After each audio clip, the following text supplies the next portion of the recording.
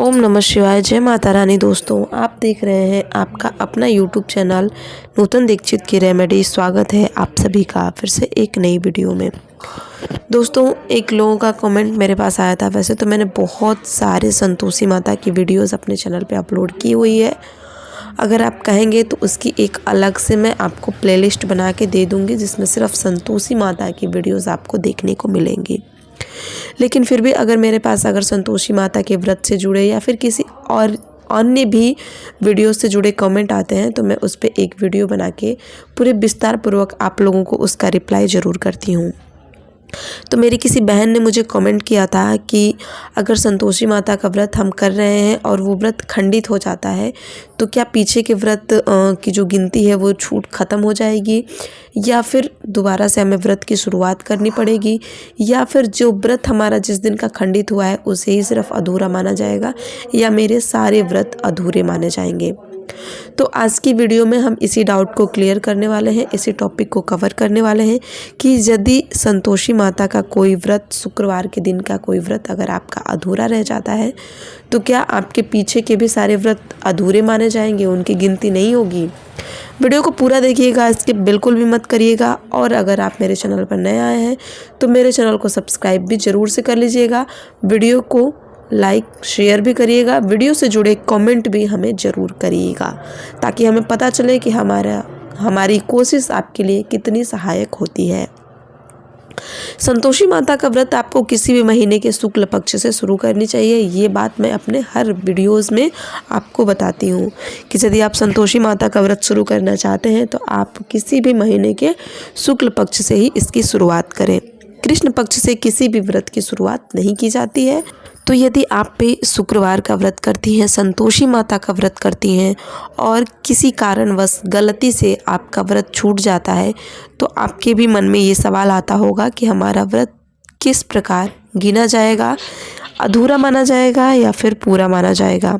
जो व्रत हमने कर लिया है, क्या वे व्रत भी हमारे अधूरे रह गए? तो आपको घबराने की बिल्कुल भी ज़रूरत नहीं है। यदि आप 21 या फिर 51 या 101 या 1 साल 3 साल का मन्नत लेके संतोषी माता का व्रत करती हैं, और किसी भी आपने 8-10 व्रत यदि कर लिए हैं और बीच में किसी एक शुक्रवार को आपका व्रत खंडित हो गया, तो जो पीछे के आपके व्रत हैं वो अधूरे नहीं माने जाएंगे। उस दिन का व्रत अधूरा माना जाएगा, उस दिन के व्रत की गिनती नहीं होगी। वीडियो को ध्यान से देखिएगा, मेरी बात को ध्यान से सुनिएगा, तभी आपके मन की कन्फ्यूजन दूर हो पाएगी।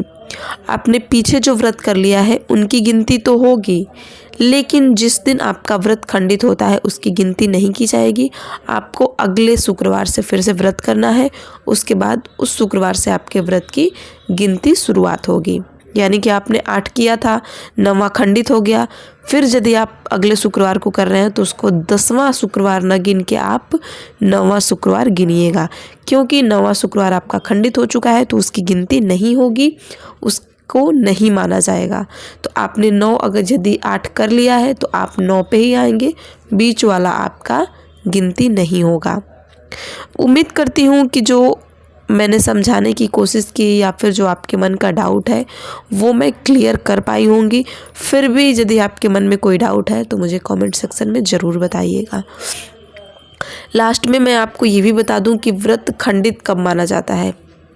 यदि आपने अनाज खा लिया, गलती से आपने नमकीन या फिर रोटी या फिर बिस्किट खा लिया, तो आपका व्रत खंडित नहीं माना जाएगा। उसका भी एक उपाय है। आप संतोषी माता के व्रत में, किसी भी साप्ताहिक व्रत में एक समय भोजन करना होता है। तो दिन में यदि किसी भी टाइम गलती से आपने कुछ अनाज या बिस्किट वगैरह खा लिया, तो आप शाम को भोजन मत करिएगा। इस कंडीशन में आपका व्रत खंडित नहीं माना जाएगा। लेकिन फिर भी यदि आप जूठा होने के बाद, व्रत में गलती से कुछ खाने के बाद भी शाम को कुछ खा लेती हैं, तो फिर वो व्रत गिना नहीं जाएगा। लेकिन अगर आप शाम को खाने की जगह पे कुछ नहीं खाती हैं, फलाहार पे रह जाती हैं, तो वो व्रत खंडित नहीं माना जाएगा।